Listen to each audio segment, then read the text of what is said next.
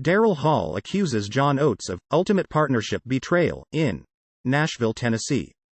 AP. Daryl Hall has accused his longtime music partner John Oates of committing the ultimate partnership betrayal by planning to sell his share of the Hall and Oates duo's joint venture without the others' permission. Hall said in a court declaration supporting his lawsuit to keep the transaction paused. In the declaration filed Wednesday in a Nashville Chancery court, Hall also lamented the deterioration of his relationship with and trust in his musical partner of more than a half-century.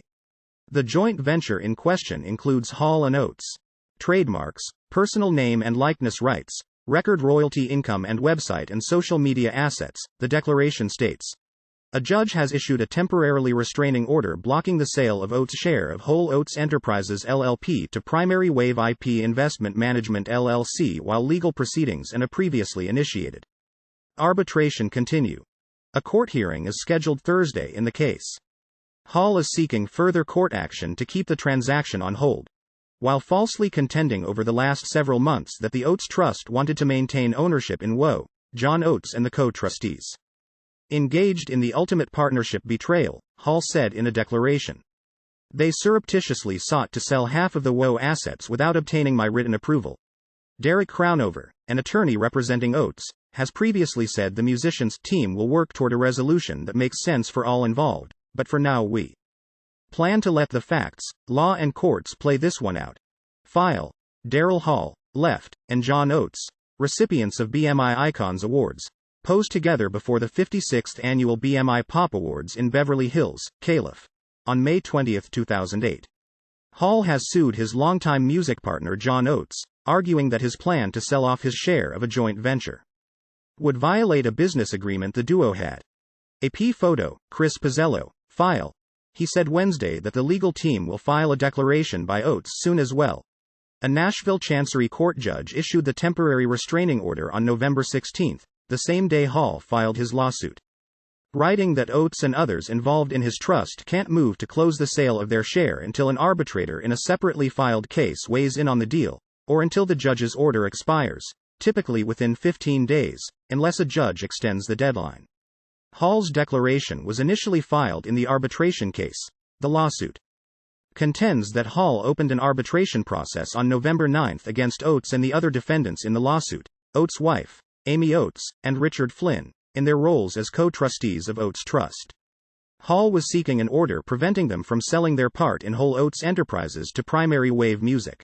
Primary Wave has already owned significant interest in Hall and Oates' song catalog for more than 15 years. The lawsuit says Oates' team entered into a letter of intent with Primary Wave Music for the sale, and alleges further that the letter makes clear that the music duo's business agreement was disclosed to Primary Wave Music in violation of a confidentiality provision. Additionally, Hall said in his declaration he would not approve such a sale and doesn't agree with Primary Wave's business model. Hall said he was blindsided by Oates' plan to sell his part of Whole Oats Enterprises. I am deeply troubled by the deterioration of my relationship with, and trust in, John Oates, Hall said in the declaration. Hall said in his declaration that the ordeal has unfolded while he's been on tour throughout the U.S. West Coast, Japan and Manila. Hall said he believes Oates timed the sale to create the most harm to me.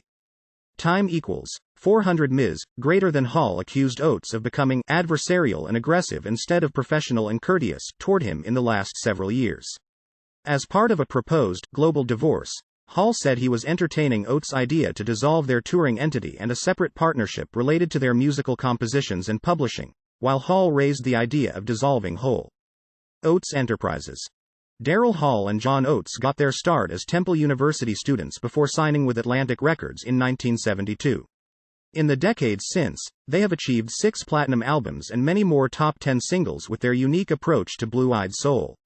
Hall and Oates was inducted into the Rock and Roll Hall of Fame in 2014 and the duo's latest album, Home for Christmas, was released in 2006.